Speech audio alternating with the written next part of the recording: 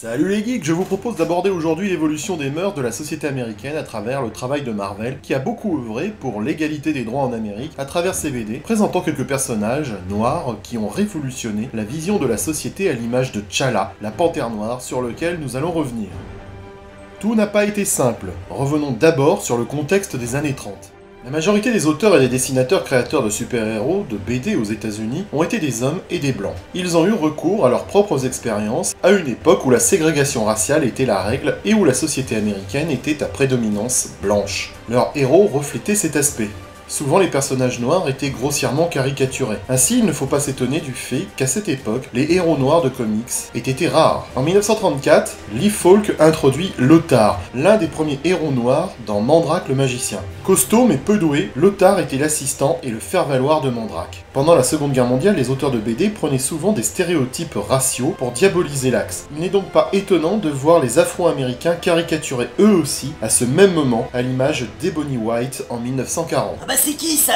Il s'agit du comparse de The Spirit. On peut aussi évoquer le premier héros noir de Marvel, Whitewash Jones, membre des Young Allies, dans Captain America numéro 4 en 1941. C'est pas très fut-fut dans l'appellation. Whitewash est quand même l'équivalent de Boule de Neige dans Tintin au Congo en 1931. Dans les années 50, ça change un peu chez Marvel, avec l'arrivée de Waku, le prince du Bantou, qui sera publié chez Atlas Comics. Cette fois-ci, le héros est intelligent et fort, et il est le premier personnage noir à avoir sa propre série en 1954 dans Jungle Tales numéro 1. Là encore, on peut pas dire que le titre de la revue soit inspiré. En 1951, il existait déjà le premier duo interracial dans Tarzan numéro 25 avec The Brother of the Spear, qui étaient deux chefs de tribu, l'un noir et l'autre issu d'une tribu blanche mythique. Un autre personnage noir qui apparaissait régulièrement dans les comics était Gabe Jones. Membre de la première équipe Marvel, engagé dans la Deuxième Guerre mondiale, il était entré en scène dans Sergeant Fury and His Howling Commandos numéro 1. Les auteurs étaient Stan Lee et Jack Kirby, et ils allaient créer 3 ans plus tard T'Challa, le premier super-héros noir. En juillet 1966, Black Panther arrive dans les pages de Fantastic Four numéro 52. Voilà un signe que les temps changent, car il est le premier super-héros noir que l'on peut trouver dans une bande dessinée américaine.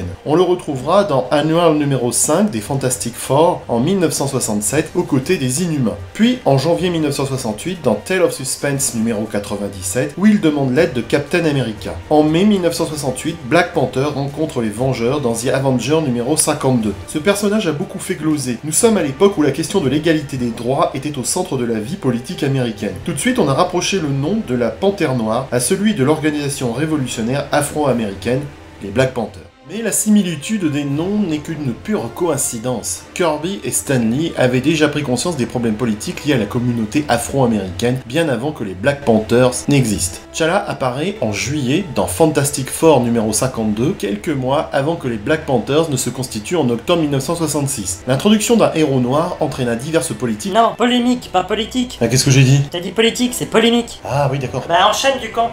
Je disais donc que ça entraînait un certain nombre de polémiques, en particulier dans le sud profond des États-Unis. Pour éviter le boycott de la part des distributeurs des États du Sud, les auteurs firent porter à T'Challa un costume estompant sa couleur de peau. En 1969, le Faucon, deuxième super-héros noir de Marvel, apparaît en septembre, en couverture du Captain America numéro 117. Il est le premier super-héros afro-américain et son costume ne cache plus sa couleur de peau. Les temps commencent à changer, ce qui permet à T'Challa d'avoir sa série dans Jungle Action en 1973. Mais il faut attendre encore 4 ans pour que la Panthère Noire possède son propre titre. Le troisième super-héros noir de Marvel sera Luke Cage, et il aura été le premier à avoir son propre titre dès le départ en 1973. Que de chemin parcouru depuis la Panthère Noire. T'Challa est donc bien le premier super-héros noir important et le premier personnage noir des comics à sortir des stéréotypes raciaux et des rôles de second couteau. Sa popularité a ouvert la voie à d'autres super-héros noirs, dont James Rhodes, le War Machine, Blade, le chasseur de vampires, le Faucon bien évidemment, mais aussi Tornade des X-Men, la première super-héroïne noire, sans oublier Luke Cage